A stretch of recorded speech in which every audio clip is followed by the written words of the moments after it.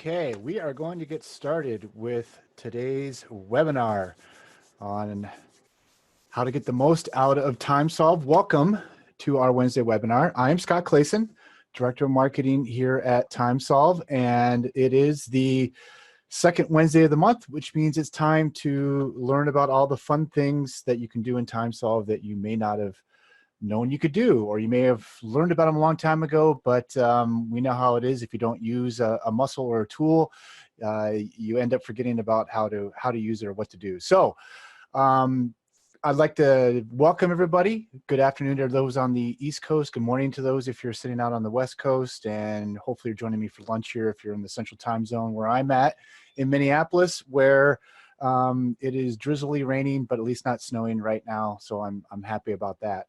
We're going to take about 45 minutes to an hour roughly, and we'll be going through the various tip of the weeks that we send out.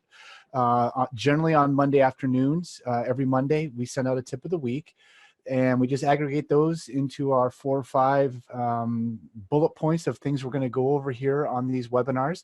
I am recording this, so I will send a link after the webinar so that you can review this at your leisure, or if you need to leave early, you'll have that link sent so that you could go back and hook in on the parts that you may have missed.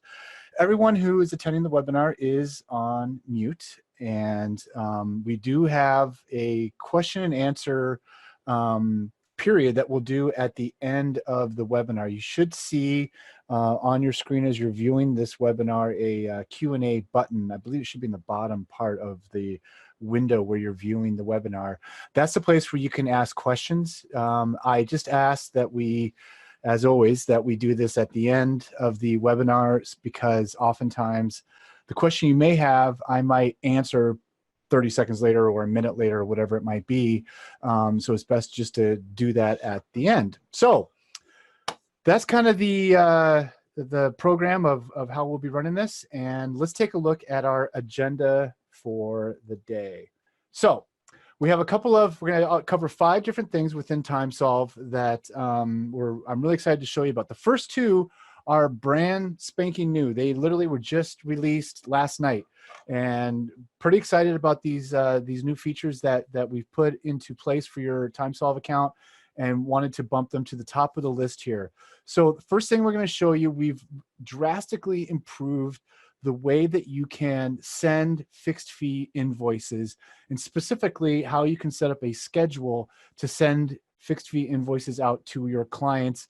And we'll go through kind of the before and after of how you used to be able to do it in TimeSolv and how we upgraded it.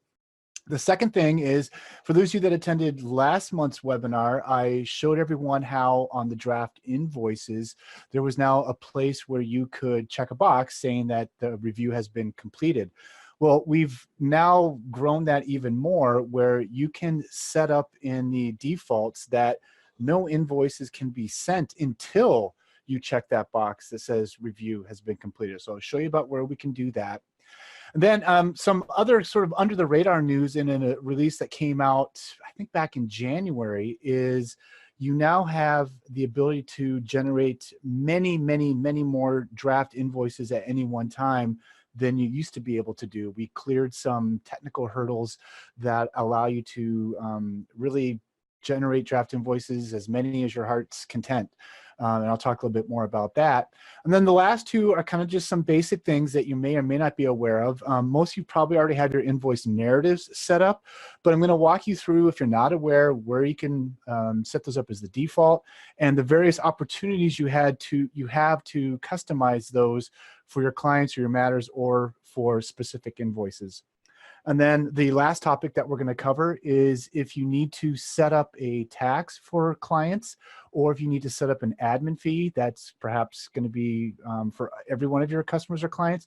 We'll show you how to do that if you don't have that in place. And there's a couple other variables that we have with how you can apply taxes or admin fees to an invoice. So that kind of covers the agenda for the day. So let's go ahead and get started and talk about the fun new feature of how to schedule your invoices for fixed fees. So you're going to be using the the milestone billing feature that we have already in place. And I'm going to talk about how it's already turned on by default and how you can generate draft invoices from milestones that you've created when they meet certain criteria. Okay, so let's get right into the app and I'll show you how this is going to behave. So I am logged in here. Now, previously, if you wanted to create a fixed fee invoice, there were several options. You could just create a time entry. Let's just choose client F here. Actually, that's not a good one because let's see, client. There we go. We could just enter a fixed amount here and just say, you know, $5,000, 50, or if I could type, $5,000. You could put a description in, not do any hours, and save it in new, put it in an invoice and ship it out. And that's still a really nice, fast and easy way to send out a fixed amount to a client. Let's just create it here at the time entry screen. The other way that we had in place, and we still have in place, is if you were to, let's choose matter B here, client A. And you had set in your invoice settings that you were going to do milestone billing here, okay? And then you could come into your matter plan tab and you could create a milestone here and you could determine that it's going to be a billable milestone and give it an amount. And so you could say this is March billing and the invoice amount is going to be $5,000, and you could put in the description here as well. And you hit save. Now, before this release that happened last night, the only way that the invoice would be generated for this matter and this milestone is you had to specifically come into this client and this matter and click this link here, complete and generate invoice. And we heard from many of you over time that, hey, look, I have 30, 40, 50 clients that I'm sending invoices to every month, and I have this specialized set of maybe 10 that I do fixed fees for. And I don't want to have to remember which are those specific 10 clients or 10 matters that I need to come in here and generate complete and generate invoice. I want to just be able to do it when I create all my drafts like I normally do. So we've now fixed that problem, or that extra leg of work that you'd have to do to generate a billable milestone. First, let me show you where you can turn that on and off by default. So if you go into your clients and settings and you go into your invoice settings, as of today, when you log in, you're going to see a new row here right underneath default invoice settings that says automatically complete milestone and generate invoices. That will already be turned on for you in your TimeSolv account. So if you're someone who already is using billable milestones, that's already going to be turned on now for you. So that's an important distinction for everyone to know. So this is already turned on and already available to everybody. So what we want to do is, let me just go ahead and create a whole new client and matter. And I'm going to call this our March 2019 webinar.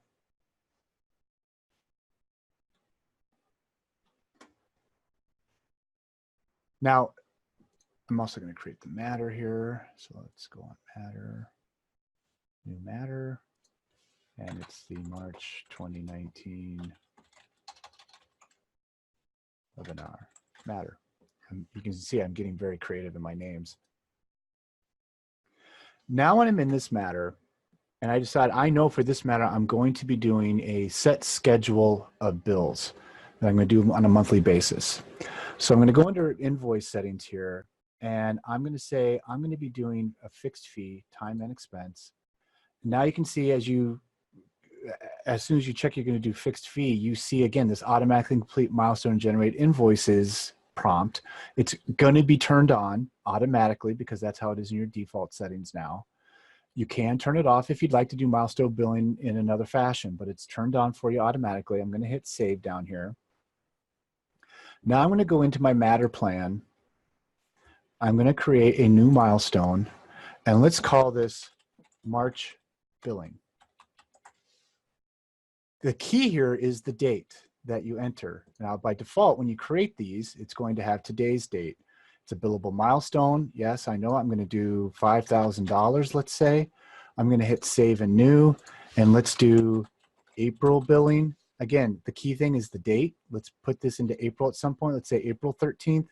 $5,000, save and new. Then we're going to do May billing. Same thing now. I'm going to put the date as sometime in May, say May 13th, just for the sake of consistency, $5,000 and so on. Whoops. Now I can build out, say, a year's worth of billing milestones. And here's the kind of the nice thing, if you're going to be doing this over and over again, is you could save this matter plan, if you will, as a template, so that the next time that you are, for the next client and the next matter that you're going to be doing the same thing with, instead of having to, again, create all of these billable milestones, you would just create it from a template. And they would all come up here, and then you could just change the dates around a bit. And obviously the amount, if that's going to change as well. So now I have a $5,000, March billable milestone that can go out. And I could generate the invoice right here, but I don't want to have to do that. I'm going to go about and just do my regular stuff that I do in the life of TimeSolv and my work. I'm going to make some time entries against this particular matter. So this is the March 2019 webinar matter. I'm going to put in 3 hours worth of work. I'm going to put in a bunch of information on the description. I'm going to do a save and duplicate. I'm going to move it over to today.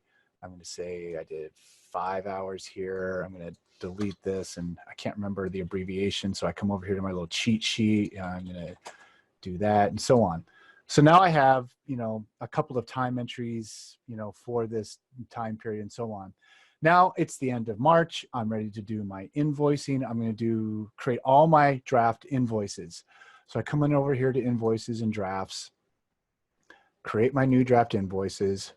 My date range is March 1st to March 13th. Now in this case, I'm just, for the sake of simplicity, I'm just going to choose the one client, the March 2019 webinar client. I hit create.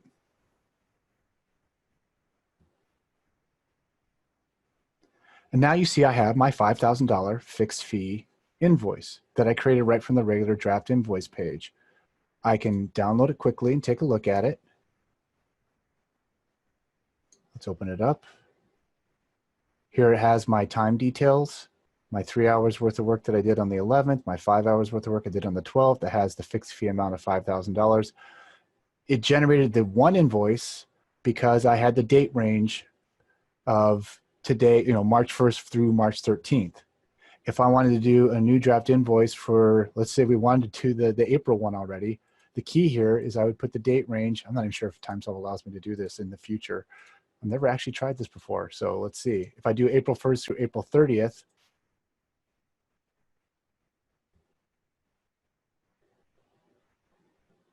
there's my new draft invoice. That's for April. And again, I could download it. I could open it up here in the preview window. Oh, let's just download it.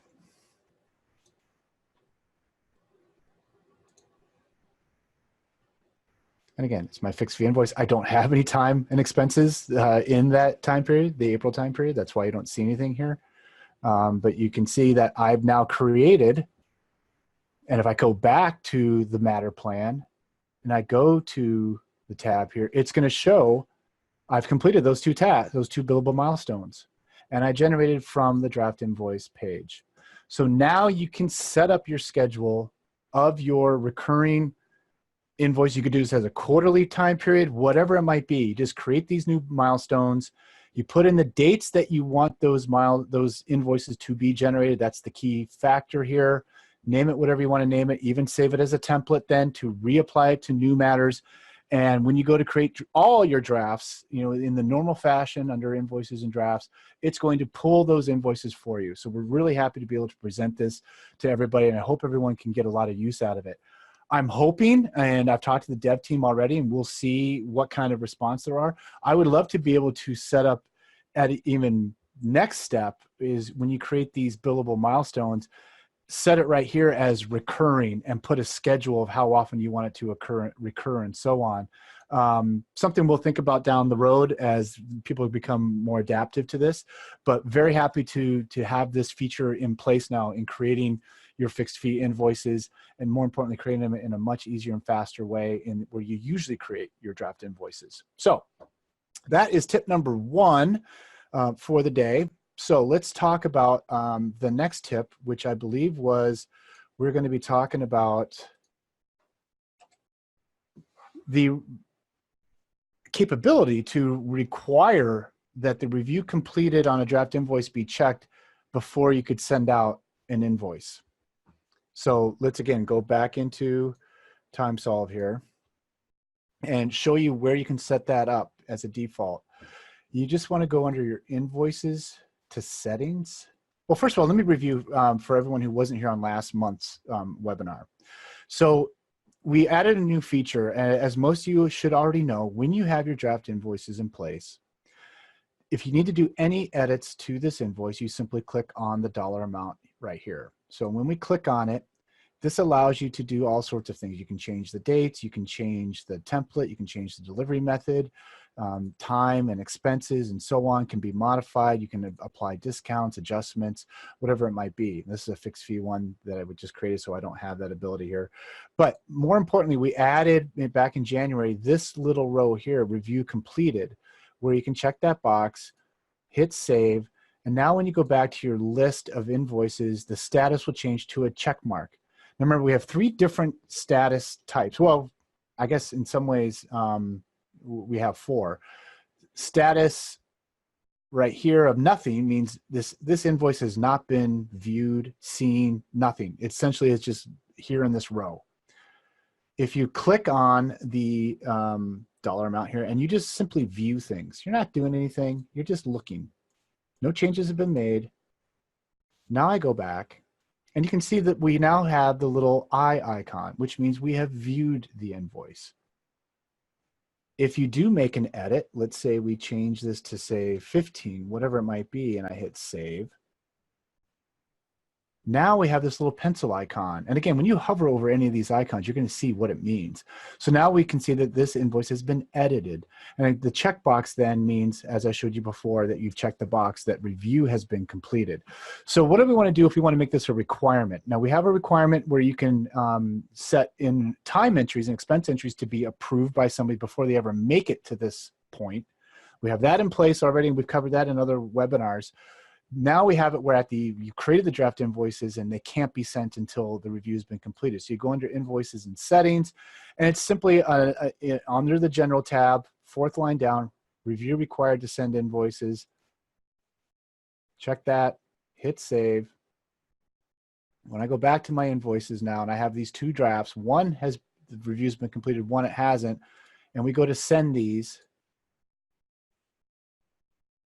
Notice that it's telling me this one invoice sent successfully, one invoice was not sent due to errors. Well, what is the errors? For those of you that may have run into this in the past, if an invoice isn't sent and there are errors, you're going to see this little yellow warning triangle. Hover over that, and it's going to tell you essentially what the problem is. In this case, the invoice review is required to send. So again, this is another level of approval process, if you will, that you can have in place. Now, it's important to understand who can make these edits and check the box that says review completed, because you want to limit that, obviously. So to double check who can and cannot do this review completed, you want to check on your professionals. So go under account to professionals. You want to click on one of the particular professionals you want to review. You go to their permissions tab, and under invoices here, you can see if they have no access or view only, they will not be able to do the review completed. We would highly recommend, best practices from TimeSolv, that you limit anybody who shouldn't have anything to do with invoicing. You should limit them to just being able to view invoices or just not even have any access at all. If you choose to make one of your timekeepers or one of your support people view edit, create, or all access, they will be able to check that box, go in and hit review completed and save it.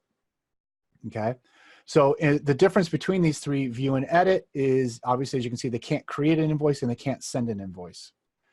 View, edit, create, just like it sounds, they can do all of those 3 things that cannot send an invoice. Then all access are for those, only for the people who can actually send the invoice. So those are the differences there. So just make sure you have a permission set. Then you'll be able to know, when that review is completed, there's only a limited number of people who can check that box. to approve the invoices and have them sent out. Again, another layer of making sure that the people who have to see the invoices before they go out, see them, approve them, check that box. Now you can send them on their way and we're all happy, healthy, and getting money returned to us. Okay, so let's talk about our next tip. And again, this ability to do this invoice and settings just came online last night. You know, so you will see that if you have not logged into TimeSolv yet today, the next time you log in, you will see, and you go to invoice settings, you're going to see this new added feature.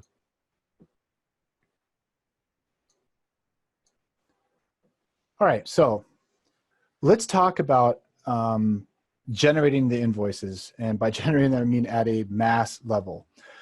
We used to have previously limitations where essentially you were limited to creating about 500 invoices at any one time.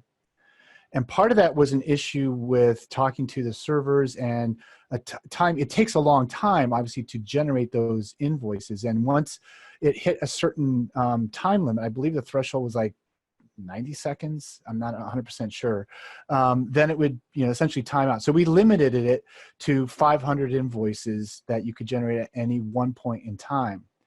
We have since done some, I don't know what the dev team did in the background. They you know, waved their magic wand, did their stuff. And now you could generate literally thousands of invoices at any one time. I talked to one of our developers earlier today when he was testing this. And again, we rolled this out back in February, kind of under the radar to make sure it was working properly. When he was testing, he generated 3,500 invoices at once. Now, it took some time to do that. I think he said it took over a half hour for that to actually, for them to be created.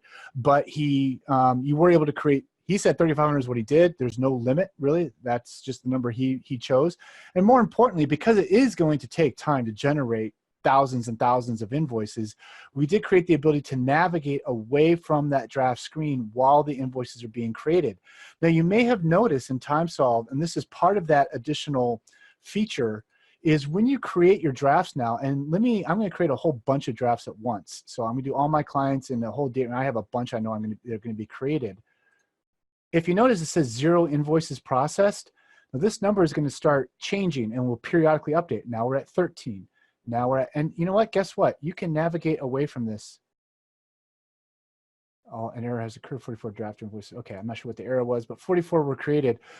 If it was still churning and creating like 100, 200, 300, you could close out that window and continue to navigate around TimeSolv and do things within TimeSolv, and then eventually come back to your invoice draft screen and have all your draft invoices. Oh, I have some error. Oh, this is the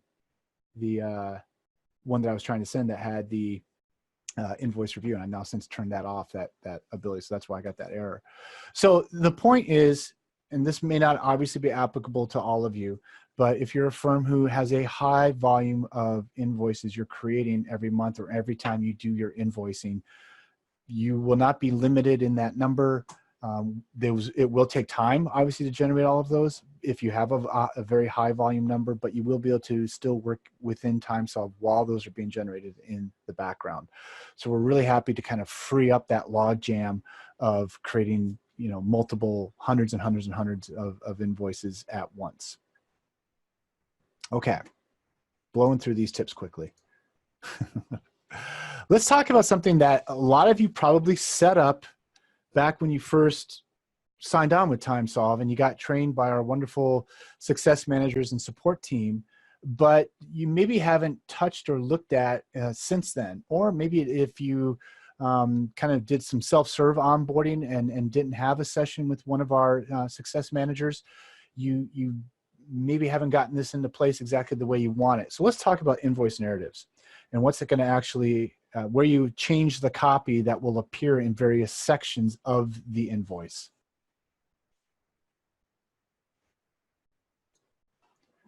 So if you head under Clients to Settings and come back to this Invoice Settings tab, the same place where we saw the default, you know, automatically complete milestone and generate invoices, there is at the bottom of this page all of your default invoice narratives. And we have several, obviously. We have a cover page narrative, what's going to be on the main page, if you will, the footer of every page, what's going to be in the email message, and this is important for all of you that send out your invoices via email, what's going to be in the body of the email when your clients receive the email. Same thing when you send out statements, what's going to be the message, and then any payment instructions. So where does this all appear? So your cover page narrative, as you can see, says here's the following invoice, blah, blah, blah, please pay using ACH. If I look at an invoice here and I choose in my flexible billing template to include a cover page, that text is going to appear right here, as you can see. And that's going to be basically all that appears on that cover page, other than things you may have designated in your billing template. The sort of generic, if you will, invoice narrative, if you choose not to have a cover page, you can insert a narrative right here, as you can see. If you don't have a cover page narrative, blah, blah, blah. This will be right below what essentially the RE of the invoice is. You can always edit this. I should note too, this payment terms, net 30, you can also modify that. You may have noticed right up here, when you define your payment terms, you can change this text if you'd like. By default, it's going to just say what you have here for payment terms, but that can be edited. And as you can see, it appears right above the RE for the invoice. The footer is going to be on every single page of the invoice. If you notice, it's going to be very small down here. We appreciate your business. We appreciate your business, and so on. Okay. And by default, it's centered in the middle of the page. The invoice email message is fairly obvious what you can do here. Just so you know, this will automatically be turned into links if you use an HTTP. You want to insert a web page or a place to go, for submitting payment. If you don't have LawPay set up with our client portal, just put in the web address as you see it here, including the HTTP, and the email clients themselves will automatically turn those into links. And then the payment instructions will specifically appear on your remittance page that you have. So I'm here on the remittance page, and it says, these are the payment instructions that appear. So that whatever you put as your default down here, you don't have to put anything, will appear at the bottom of the remittance page, just so you're aware. That's where it's going to appear on the invoice. So this is where the defaults are. And again, you don't have to, I don't have anything set up right now for my email message when I send statements. If you don't want a footer, you don't have to have a footer, but this is where you would just have those all in place. So now we have 3 places where you can modify this, customize this as you need to. The first place is at our client level. So let's go to that March webinar that we created. If I click on this client, I go under Invoice Settings. Here's my default Invoice Narratives. Simply click Edit, and now I can edit it. And any invoice I send out for this specific client will have this narrative instead of what you have set by default. You can get one level more granular by going to Matters. I'm going to click on the matter here. Same thing. Invoice Settings, down at the bottom of the screen, edit the narrative. So if this only for this one matter for this client, if you change things here, it will appear on that invoice for that matter. So we're doing the next level of granularity. Now, if for whatever reason, you have to change the narrative for a client and matter, but you forgot to do it, or you want to do it, the next place and your last chance basically to edit the invoice narrative is from the draft screen itself. You may have seen that already when we were looking at drafts. So as we're, we click on any one of these here, let's just choose this particular client and matter. You can go under narratives here, and this is essentially your last chance to make those edits if you want to do it at the invoice level. The nice thing about this is that, if you decide to change it here, it's only going to change it for this one invoice, for this one matter, for this one client. If, next time you create your draft invoice for this matter, it's going to go right back to whatever the defaults were set back over at the matter level, client level, or just your default settings. So there is a lot of flexibility, frankly, I think, in how you can manipulate what you want to say on the invoices. And I do know, and we do know that, if you're sending out, again, hundreds of invoices a month, 3 or 4 dozen a month, the idea of customizing these is not great, not something that sounds super fun to do.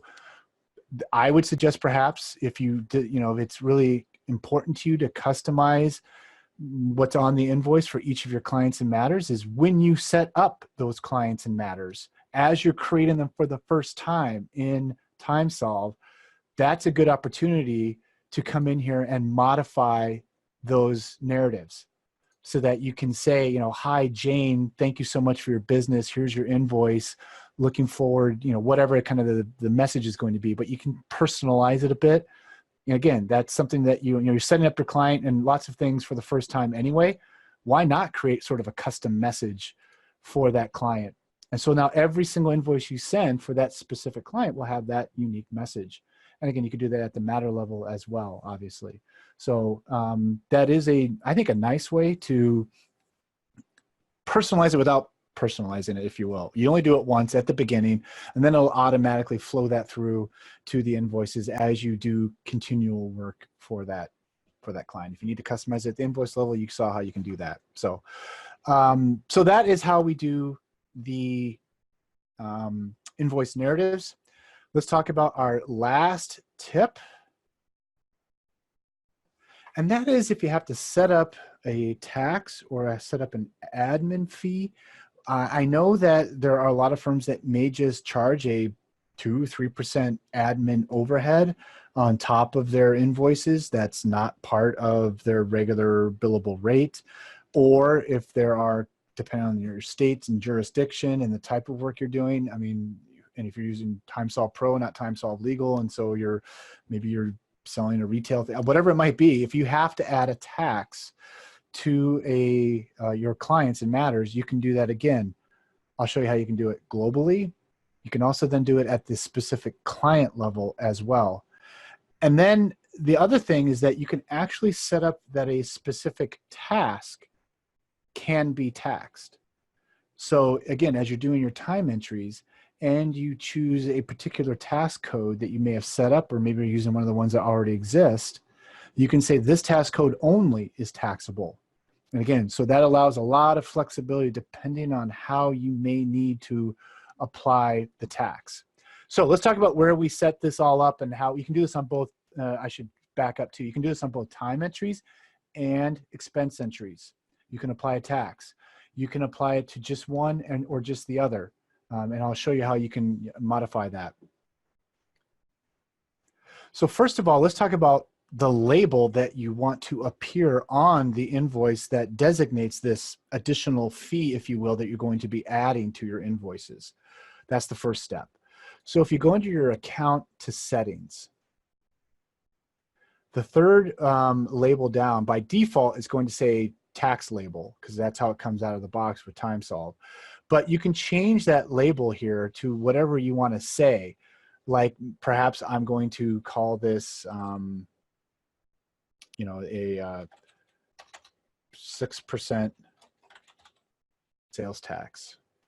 And then you have to put in an ID number perhaps, or whatever it might be. You can change that here. But as soon as I hit save, you're going to notice that that label changes here over here on this side. And now throughout the rest of TimeSolv's, you know, the various places where you'll interact with this fee, you'll see it called 6% sales tax or whatever you need it to be called. This is also the label that will actually appear on the invoice, which is why I would recommend that, so it's clear if you do have an admin fee, unless you put in the description of the admin fee in your invoice narrative, it probably doesn't hurt to put down how much you're actually charging for this additional fee or tax, because again, it'll appear right on the invoice, and I'll show you how you do that or how it looks here in just a minute. So now we have 6% sales tax set up as the label. Now we can say, I want to turn it on for time entries and expense entries. So we go under first time entries to settings. And that's where you can determine what the actual rate is going to be for your time entries. So again, as we're doing this, if you want the label to be, maybe it's not going to be a percent, it's just going to be admin fee, but you charge 6% admin fees on your time entries, but expense entries, you charge 3%, whatever it might be. You can change that, and I'll show you here in a second. But here's where you're going to put in the actual percentage. In this case, I'm going to say 6% because that's what we're setting this up as. I'm going to hit save. Same thing with expense entries. I'm going to go under expense, settings. Again, expense tax rate. Again, you can put in 6%, whatever it might be, hit save. Now, how do we apply this to specific matters? First of all, let's set up our defaults. If you go under your clients and matters, excuse me, on your clients to settings, you'll have what's going to be the taxable status as you're creating all your clients and matters. You can choose, you know, one of three things. Obviously not taxable, taxable, taxable by task. If I hit taxable here, say you already have 15, 20, 30 clients in TimeSolv, just because you change the status here in the default area, we do not retroactively apply that to already existing matters. And I've gone over this several times with our Wednesday webinars, in that most of the time, almost there's very few or rare occurrences I can't even think of right now, where if you change the default settings, it's not going to update existing clients and matters. It will only take on these default settings for new and future, obviously, clients and matters. So that's an important thing to understand when you change these settings. If you change them here, that doesn't mean it's just going to go back and change everything in time. So now I'm going to change my to taxable as the status. I'm going to hit save. So let's go to that client and matter that we created today. We do this at the client level. If you notice, I created this client, what, a half hour ago? Their taxable status has no status whatsoever. It's not taxable, even though that's the default. An example of what I just described. So I'm going to make this taxable. Now, when I do hit taxable, you can see I have a couple of things that appear. It's showing me that I have a 6% sales tax rate on time entries, 6% on expense entries. We give you the flexibility to override this if you need to. Just check those boxes, update the numbers. So you have that ability to do that as well. So you can get very specific. Now, applying this tax rate applies to all matters. You don't have the flexibility. We don't allow you to do it specifically at the matter level to set a different taxable rate or turn off the taxable rate or whatever it might be. You only do it at the client level, okay? Now, let's talk about if you want to create a tax specifically for a specific task code. You would turn that on by going under your time and settings, which is where you're going to find all of your task codes. It might be called activity codes for you as well. And here you can see I'm using TimeSolv Legal, so I have all the built-in ABA task codes. If I want to have a code be taxable, then I could simply click on it over here on the left and say, yeah, it's taxable, and hit save. Now, when I create a time entry and I apply this specific code, it's going to apply a tax just for the work done with that task code applied. So if I did, you know, if my billable rate's 250,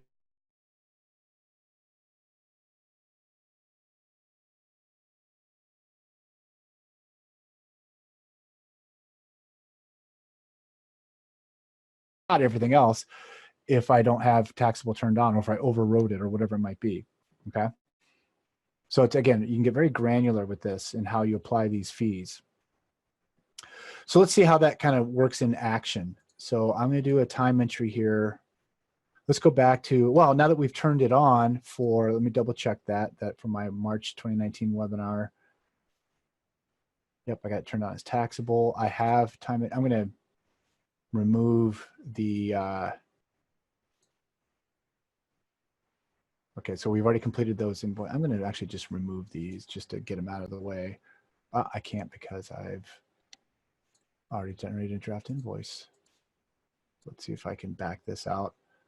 If I can't, I'll just create a whole nother draft invoice.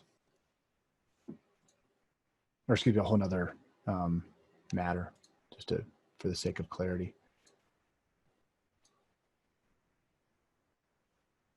Okay, what am I doing here now? Oh yes, I'm trying to put in my matter plan. I'm going to try to delete this. It's still not letting me. Okay, well, that's fine.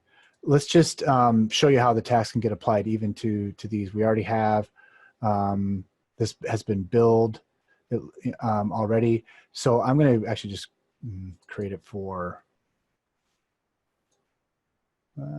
let's do this. Let's just create a whole nother matter just to make it easier.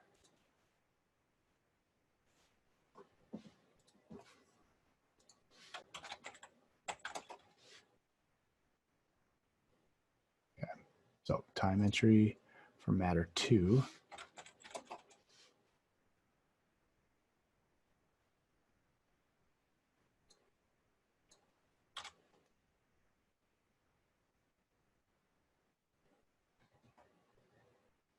Okay, so we're at March webinar. Oh, no, the other one, the matter 2. That's all right. Let's create a draft invoice for March webinar matter 2.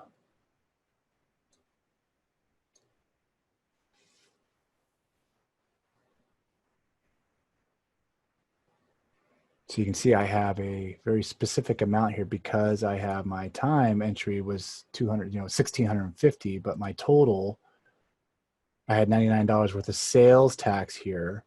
So now when I download the PDF, it's going to show me that I have again, this is the label that appears 6% sales tax here. So again, that's why it's important to determine how you want to name your tax or admin fee or whatever it might be, and it's going to appear here, okay? So that's how you would apply and use your this ability to add a fee, a tax, whatever the case may be, and how you can turn it on or off at the specific client level. Can't do it at the matter level, only at the client level, okay? Okay, we're done just a little bit early. I blew through those actually faster than I thought we might. I would love to take some questions now from anybody who had something come up. They're kind of scratching their head. Please feel free to ask me any and all questions, and I'll be happy to help you.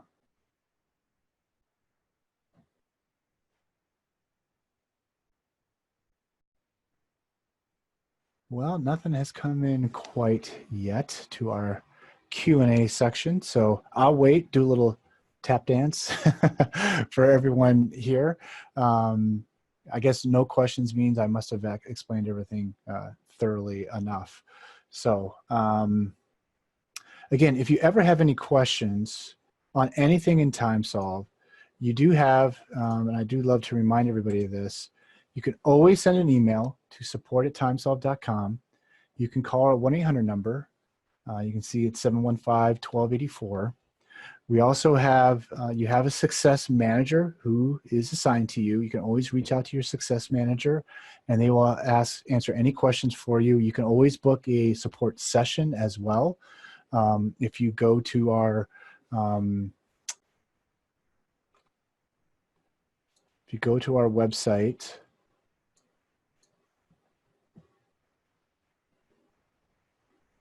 go under resources here to support. And then you can always schedule an online meeting here. You just click on that and it will allow you to choose, a time and date for a support session, a 30-minute support session by default. And you just put in your topic of what you'd like to discuss and they'll meet you on our, on a Zoom meeting, just like this webinar is being run on Zoom, and be able to answer any and all questions or help that you might need. We want to make sure you guys are all successful in what you're doing with TimeSolv. So please, we are like to consider ourselves an open book and we'll help you in any way possible. So unless anyone has any other questions, I am going to go ahead and wrap this up. We will then send you a recording as soon as this processes and I can get it uploaded to our YouTube channel. I forgot to mention as well that we will have it on our YouTube channel that we, if you haven't subscribed to that, you should, and you can watch this then whenever you'd like. So I thank everyone for joining me here today, and we will see you next month. Looks like Wednesday, April 8th will be the next Wednesday webinar, a little early because April 1st is on the first Wednesday there. So everyone have a great rest of March, and we'll see you a month from now. Take care, everybody.